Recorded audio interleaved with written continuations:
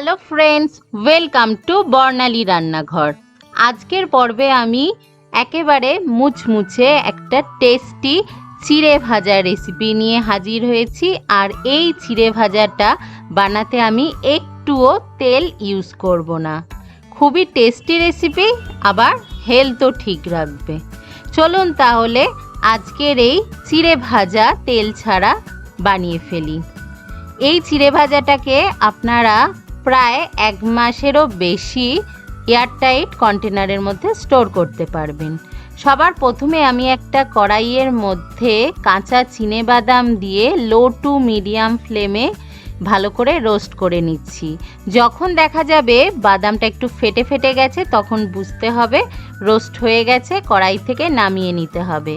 কড়াই থেকে বাদামটা নামিয়ে নেওয়ার পরে আমি 1 মুঠো কাজু বাদাম দিয়ে লো টু মিডিয়াম ফ্লেমে কাজু বাদামটাকেও রোস্ট করে তুলে নিচ্ছি। কাজু বাদামটা একটু অল্পই রোস্ট করতে হবে, নাহলে টেস্টটা খারাপ হবে। এবার এর মধ্যে 2টো শুকনো লঙ্কা আর একটু শুকনো কারি পাতা দিয়ে জাস্ট 1 মিনিটের জন্য একটু হালকা রোস্ট করে এটাকেও তুলে নিচ্ছি। এটা বেশিক্ষণ সময় লাগে না রোস্ট হতে, খুব অল্প টাইমের মধ্যে কারি পাতা আর শুকনো লঙ্কা রোস্ট হয়ে যায়। এবার এটাকে নামিয়ে নিলাম। এবার দিয়ে দিচ্ছি 150 গ্রাম চিড়ে। যে কোনো চিড়েই ইউজ করা যাবে, মোটা বা পাতলা। প্রথমে একটা ঝাঁঝরির মধ্যে বা ছাঁকনির মধ্যে একটু ঝেড়ে নিয়ে তারপরে লো টু মিডিয়াম ফ্লেমে চিড়েটাকে ভালো করে রোস্ট করে নিতে হবে। হাই ফ্লেমে করা যাবে না। আর প্রথমে ধুলোটা ঝেড়ে নিয়ে রোস্ট করলে ভালো হবে, কারণ চিড়েটা তো ধোয়া যাবে না।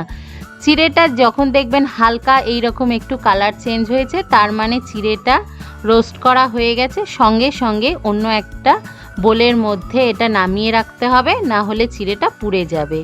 এবার চিড়ের মধ্যে আমি দিয়ে দিলাম সেই রোস্ট করে রাখা কারি পাতা আর 2টো শুকনো লঙ্কা রোস্ট করেছিলাম, হাত দিয়ে একটু ভেঙে ভেঙে দিচ্ছি। বেশ একটু ঝাল ঝাল হলে টেস্টটা ভালো হবে।